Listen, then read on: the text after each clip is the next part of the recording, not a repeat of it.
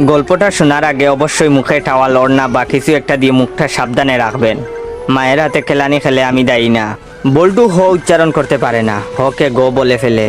ক্লাসে নতুন ম্যাডাম এসেছে, এবার পরিচয় পর্ব শুরু হলো। ম্যাডাম বলল, হাই ছাত্রছাত্রীরা, আমি পাখি, এবার তোমাদের পরিচয় দাও দেখি।